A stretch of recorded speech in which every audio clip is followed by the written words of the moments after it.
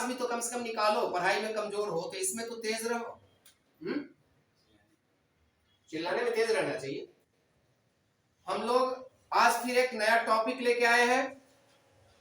तो सबसे पहले अभी तक जो हम लोग टॉपिक डिस्कस किए थे पार्ट 1 में, एडमिशन कर लिए हैं, रिटायरमेंट कर लिए हैं, डेथ कर लिए हैं। आज का जो टॉपिक है हमारा dissolution of partnership firm. Partnership firm का डिसोल्यूशन कैसे होता है, कैसे किया जाता है, इस चीज के ऊपर आज हम लोग डिस्कस करेंगे। और डिसोल्यूशन होने पर फर्म क्या क्या स्टेप लेता है या फर्म को क्या क्या प्रोसीड्यूर फेस करना पड़ता है, हम लोग इस टॉपिक को लेकर चल रहे हैं। डिसोल्यूशन ऑफ पार्टनरशिप में सबसे जो पहला टॉपिक है various mode of dissolution. Dissolution के कई मोड्स हैं।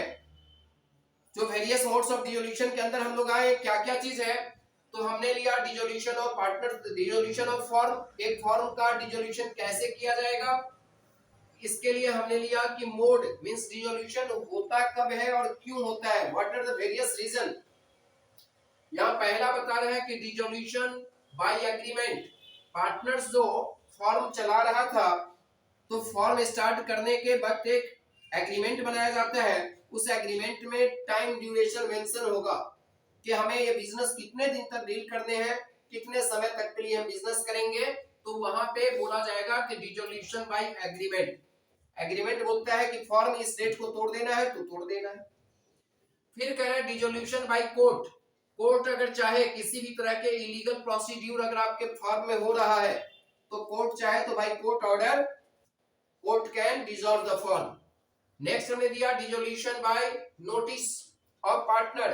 कोई पार्टनर अगर नोटिस प्रोवाइड करे कि sir I can't provide my service to the business now, I am not interested, तो ऐसे सिचुएशन में भी फर्म डिसॉल्व हो सकता है। फिर हमने दिया सर्टेन कंटिजेंसी। डिसोल्यूशन होने का एक और कॉज क्या है, तो हो सकता है कि पार्टनर का टर्म पूरा हो चुका हो, सडनली किसी पार्टनर का डेथ हो चुका हो, या हो सकता है कोई पार्टनर इंसॉल्वेंट हो रहा हो, तो ऐसे सिचुएशन में भी फर्म डिसॉल्व हो जाता है। And last topic is dissolution as compulsory, या हम इसको कंपलसरी डिसोल्यूशन भी बोलते हैं। ये था वेरियस मोड्स ऑफ डिसोल्यूशन। अब सर जब फर्म डिसॉल्व होगा तो डिसोल्यूशन के केस में हमें क्या क्या कॉन्सेप्ट ऑफ जर्नल लेना पड़ेगा। यहां जो मैं दे रहा हूं सबसे पहला क्लास आज कॉन्सेप्ट ऑफ जर्नल, कि डिसोल्यूशन होने से क्या क्या जर्नल हमें पास करना है in the book of partnership firm. सबसे पहला चीज आइए कि आपके जो सर क्वेश्चंस दिए रहेंगे, ये क्वेश्चन हमेशा बैलेंस शीट फॉर्म में रहेगा। ये बैलेंस शीट फॉर्म में आपका क्वेश्चन है। Liabilities, amount, assets, amount, rupees. आपके पास यहाँ कैपिटल है, हम एक एज्यूम कर रहे हैं क्वेश्चन अपने मन से। हमने लिया कि x is to y is to z, ये तीन पार्टनर 3:2:5 में बिजनेस कर रहा था। इन लोगों ने डिजायर किया कि हम फर्म को डिसॉल्व करें, तो डिसॉल्व करें तो सबसे पहले हमें देखना है कि इसके पास जब डिसॉल्व हो रहा है फर्म, तो एसेट्स कितने हैं, लायबिलिटीज कितने हैं। तो आप सपोज दैट कैपिटल में ले लिया x का 2 लाख। फॉर्मेट थोड़ा सा बड़ा कर दें, अमाउंट लिखने में थोड़ी सी कठिनाई हो रही है, चलिए थोड़ा फॉर्मेट बड़ा ले लेते हैं। हमने ले लिया कैपिटल, सबसे पहले कितना कैपिटल, हम एज्यूम कर लिए कि x का है 2 लाख, y का भी कैपिटल है 2 लाख और z का कैपिटल है 5 लाख। आपके पास रिजर्व है 2 लाख, आपके पास बीपी है, लोन है, क्रेडिटर है। इस तरह से जितने भी लायबिलिटीज में आइटम्स आने वाले होते हैं, वो आइटम्स आपके पास अवेलेबल रहेंगे। ये हमने एक एज्यूम कर लिया कि मेरे पास इतने लायबिलिटीज है फर्म का। अब इसी कंडीशंस में हमारे पास एसेट्स होगा। ये लायबिलिटीज है, amount rupees, assets amount rupees, amount में रुपीज लिखना कंपलसरी।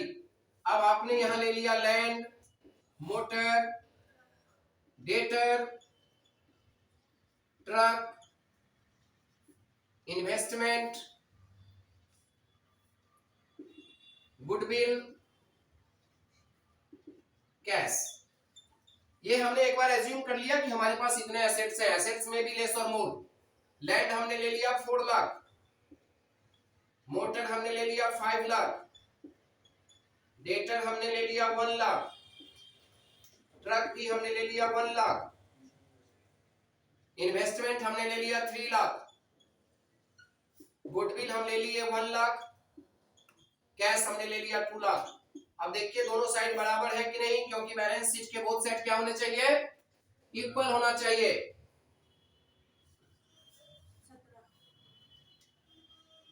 इक्वल है दोनों लाख सर, दोनों साइड इक्वल है। 17 लाख 17 लाख आपके दोनों एसेट्स और लायबिलिटीज है, इट मींस आपका बैलेंस शीट तो ओके है। अब हमें देखना कि जब फॉर्म डिसॉल्व किया, यहां लिखा रहेगा कि firm dissolve, firm dissolve and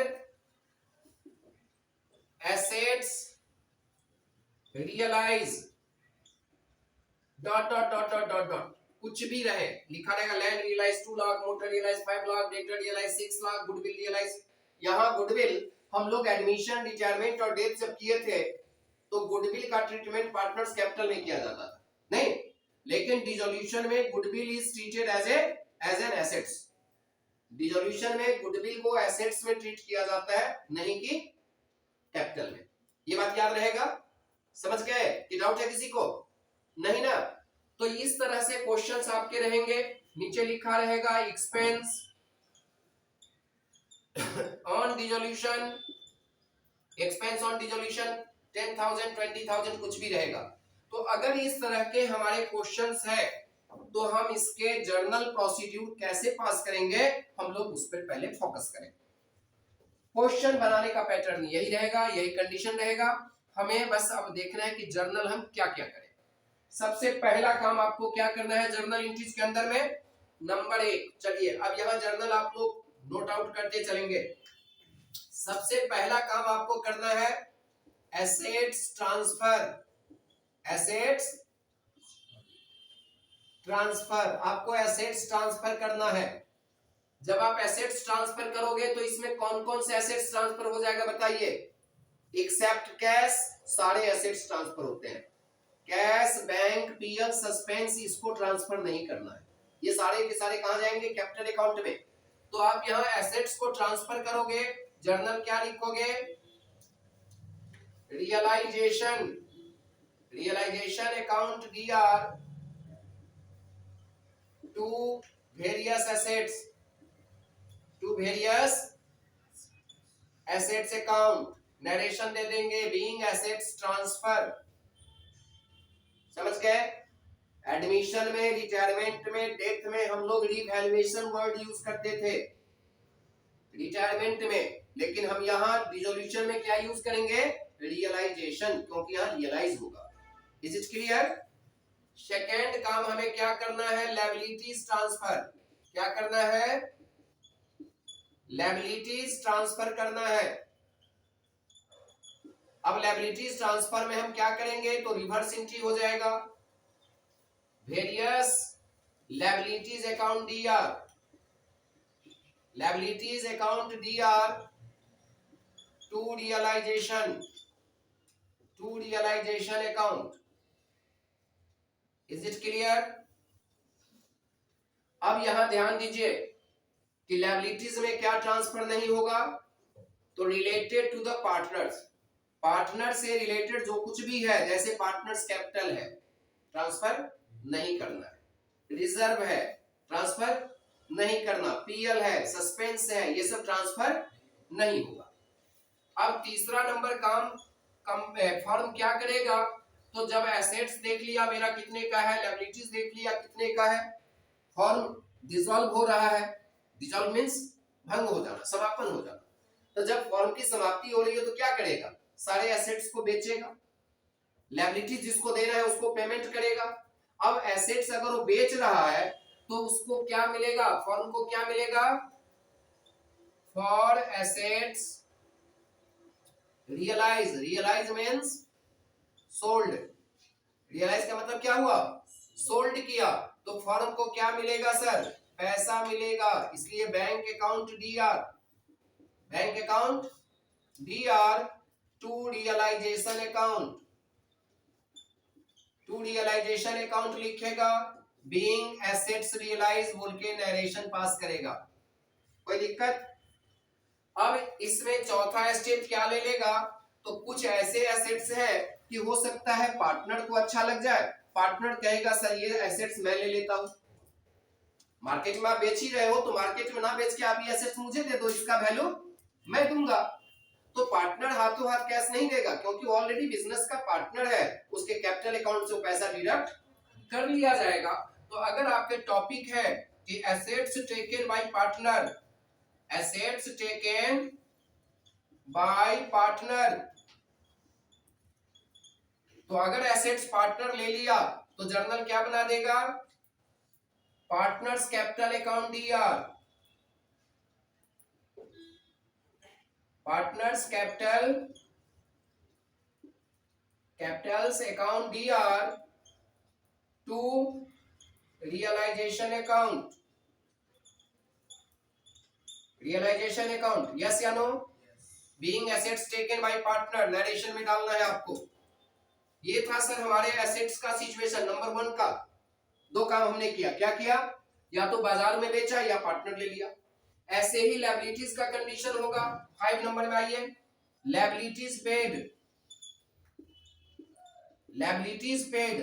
अब आप लायबिलिटीज का पेमेंट करोगे तो पैसा आएगा कि जाएगा, तो realisation account DR to bank account, आपका पैसा क्या हुआ, यहां आउट हो रहा है बैंक अकाउंट, कोई दिक्कत। बीइंग लायबिलिटीज पेड, अब जिस तरह से एसेट्स पार्टनर लिया, लायबिलिटीज भी पार्टनर पेमेंट कर सकता है, बोलेगा सर ये जो क्रेडिटर है मेरे बगल का आदमी है इसको मैं दे दूंगा, आप टेंशन मत लीजिए, बैंक का लोन है, बैंक का लोन चलो मैं क्लियर कर दूंगा, आप इसका टेंशन मत लो। तो जब पार्टनर किसी लायबिलिटीज का पेमेंट करे तो पार्टनर्स कैपिटल अकाउंट क्या होगा, इंक्रीज होगा, क्या होगा, इंक्रीज होगा। तो यहाँ छठा नंबर स्टेप हम क्या ले लें, 6 नंबर क्या बोल के लेंगे, liabilities paid by partner, liabilities paid by partner, दिख रहा है ना नीचे। तो क्या लिखेंगे हम लोग, लायबिलिटीज पेड बाय पार्टनर्स का हो जाएगा realisation account DR, realisation account DR to partners capital account, जो पार्टनर दिया, पार्टनर्स कैपिटल अकाउंट, जो पार्टनर पेमेंट किया उसका नाम आएगा सर, क्लियर है। तो आपने सारे एसेट्स को ट्रांसफर किया, बेच दिया, सारे लायबिलिटीज को ट्रांसफर किया, बेच दिया, या तो कैश में बेचा या पार्टनर्स लिया, कैश में दिया या पार्टनर यूज किया। हमने 6 जर्नल इस स्टेप से देखा। अब सर आपको आगे क्या करना है, एक्सपेंस का जर्नल देना है। 7th नंबर में आ जाइए, क्या चीज का जर्नल, एक्सपेंसेस। अब एक्सपेंस के भी 2 कंडीशन है सर, आपको देखना है कि एक्सपेंस फर्म दे रहा है या एक्सपेंस पार्टनर दे रहा है। अगर एक्सपेंस बाय फर्म है, बाय फर्म, तो जर्नल हो जाएगा realisation account DR, realisation account DR to bank, क्या होगा, टू बैंक अकाउंट। अगर यही फर्म नहीं देके बाय पार्टनर दे रहा है, अगर पार्टनर पेमेंट कर रहा है तब क्या हो जाएगा, realisation account DR to partners capital account, partners capital account, clear. Being expense paid by partner या expense paid by firm, no doubt. 8 number में आ जाइए। अब क्या होगा, फर्म है, कई वर्षों से बिजनेस डील कर रहा है, तो हो सकता है कुछ ऐसे एसेट्स हैं जो फर्म के रिकॉर्ड में नहीं है, मतलब यहाँ पे आपके उसमें रिकॉर्ड नहीं है, लेकिन वो दिखा दिया कि अनरिकॉर्डेड एसेट्स 10,000 का है, आपने उसको मार्केट में बेच दिया, तो इसको अनरिकॉर्डेड एसेट्स बोलते हैं, जो आपके रिकॉर्ड में नहीं था लेकिन अचानक मिल गया। तो जब अचानक कोई एसेट्स मिला या पता चला कि अरे मेरा ये भी तो मेरा ही एसेट्स है, तो आप बाजार में क्या करोगे, उसको फिर से सेल करोगे। तो इसके लिए हम लोग 8 नंबर में ले ले unrecorded assets. Unrecorded assets. Sir जब भी अनरिकॉर्डेड एसेट्स है तो इसके भी दो कहानी, क्या क्या कहानी, तो एक तो रियलाइज होगा या दूसरा क्या होगा, यूज बाय पार्टनर या टेकन बाय पार्टनर। तो अगर रियलाइज हुआ तब तो जर्नल क्या हो जाएगा, पैसा मिलेगा आपको, bank account DR to realisation, yes या नो। और अगर पार्टनर ले लिया तो partners capital account DR, partners capital DR to realisation, दोनों केस में रियलाइजेशन नीचे ही आएगा, यस या नो। ये था अनरिकॉर्डेड एसेट्स। दिमाग में आ गया बढ़िया से कि नहीं, डाउट हो तो पूछ लेना है फिर से। अब आइए सर 9 नंबर में, जब एसेट्स अनरिकॉर्डेड हो सकता है तो क्या लायबिलिटीज नहीं हो सकता है, लायबिलिटीज भी हो सकता है। बाद में पता चला अरे एक पार्टी और है जिसको 5,000 रुपया देना है, तो अनरिकॉर्डेड लायबिलिटीज उसको बोलेंगे, क्या बोलेंगे, अनरिकॉर्डेड लायबिलिटीज। अनरिकॉर्डेड लायबिलिटीज अगर आपके पास है सर, तो इसके भी फिर वही दो कहानी, क्या दो कहानी, तो या तो आप फर्म से पेमेंट करोगे या पार्टनर पे कर देगा। अगर फर्म से पेमेंट होता है बाय फर्म, तो फर्म का क्या गया, पैसा गया, तो realisation account DR to bank. और अगर यही चीज बोलता है कोई पार्टनर की सर मैं दे दूंगा आप टेंशन मत लो, तो क्या हो जाएगा, partners capital account DR to bank, to realisation, क्या हो जाएगा, गलत नहीं हो गया क्या, गलत है।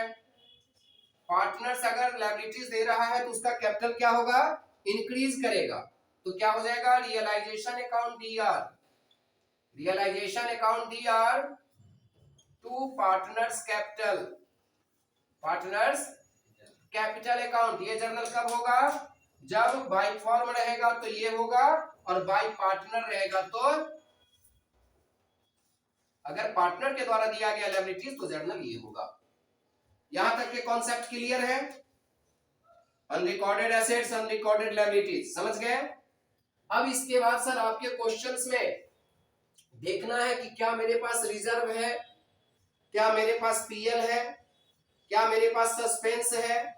तो रिजर्व, पीएल, सस्पेंस का जर्नल वैसे ही बनाएंगे जैसे हम लोग एडमिशन, रिटायरमेंट और डेथ में बनाते थे, ठीक है। रिजर्व है, रिजर्व का जर्नल क्या बनेगा, reserve account DR to ABC.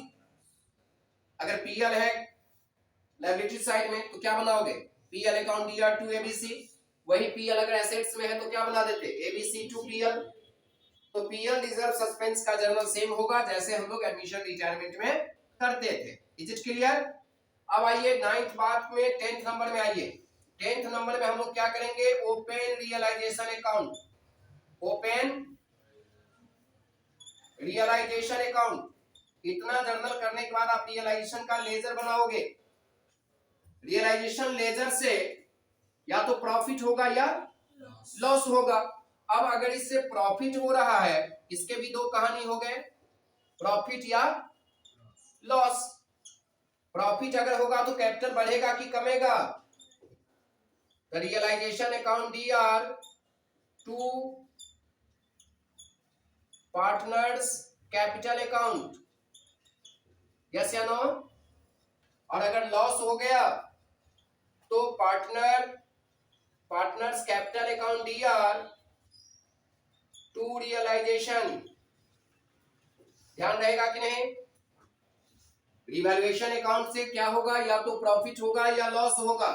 अगर प्रॉफिट हुआ तो जर्नल ये बनाना है, लॉस होगा तो जर्नल ये बनाना है। Is it clear? अब आइए फाइनल 11 नंबर में क्या करेंगे, open capital account. Capital account किसका? कैपिटल अकाउंट पार्टनर का। ऑलरेडी ये भी वैसे ही बनेगा जैसे एडमिशन में, रिटायरमेंट में, डेथ में बनाते थे।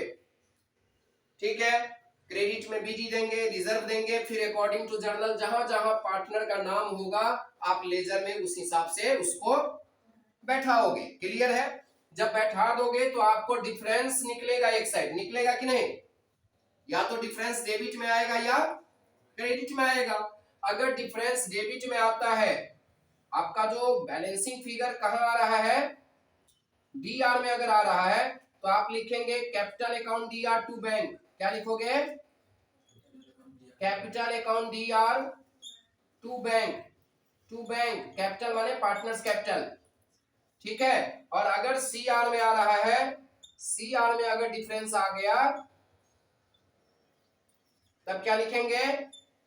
Bank account D R to partners capital account. To partners capital account. समझ में आया ये बात कि नहीं आया? क्लियर है? अब सबसे लास्ट में हम लोग क्या बनाते हैं? कैश या बैंक अकाउंट। क्या बनाते हैं? कैश या बैंक अकाउंट। जब हम एसेट्स ट्रांसफर करेंगे तो ये कैश को ट्रांसफर नहीं करना है, ध्यान रखिएगा। कैश बैंक हमने बोला छोड़ के ट्रांसफर करना है, तो ये कैश और बैंक कहां चला जाएगा? तो कैश अकाउंट। जब हम ये कैश अकाउंट बनाएंगे यहाँ, ठीक है, ये मेरा कैश अकाउंट है, तो कैश अकाउंट में सबसे पहले दे देंगे टू बैलेंस बीडी। और ये बीडी कौन सा वैल्यू आएगा? तो जो हमारे बैलेंस शीट में कैश दिया रहेगा। क्लियर? इसके बाद जर्नल में जहां जहां बैंक वर्ड होगा उसके हिसाब से, अगर डेबिट है तो डेबिट में आ जाएगा, क्रेडिट है तो क्रेडिट में आ जाएगा। ठीक है ना? बाद में जब दोनों साइड आप इक्वल करोगे तो both side will be equal. दोनों साइड इक्वल हो जाएगा तो आप समझ लेना मेरा डिसोल्यूशन का सारा प्रोसेस सही किया हुआ है। अगर इक्वल नहीं आ रहा है तो कहीं ना कहीं आपने एरर ऑक्योर कर दिया। That is the procedure of journal in case of dissolution of partnership firm. Is it clear? Maximum से लिखने जर्नल्स हैं, आप लोगों को जर्नल के ऊपर कमांड करना है। हम लोग नेक्स्ट क्लास में एक प्रॉब्लम लेके उसके प्रॉब्लम का सॉल्यूशन करके फिर आपको दिखाएंगे कि कैसे डिसोल्यूशन ऑफ पार्टनरशिप फॉर्म का समापन का जर्नल एंट्री और लेजर वगैरह बनाया जाता है। तब तक के लिए धन्यवाद, थैंक यू। अगर आप लोग डिजायरेबल हैं तो इसका फोटो खींच लीजिए, या लिखे हैं तब तो बहुत अच्छी बात है। That is the problem of dissolution of partnership form. Is it clear? सबको कंप्लीट हो गया ना? कि डाउट है, कहीं पूछना चाहते हैं तो पूछ सकते हैं अभी भी, नो प्रॉब्लम। चलिए, थैंक यू फॉर दिस।